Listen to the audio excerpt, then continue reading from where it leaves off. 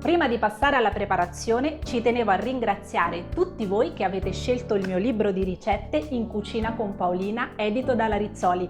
Non lo avete ancora acquistato? Beh, lo trovate in tutte le librerie, ma anche sugli store digitali.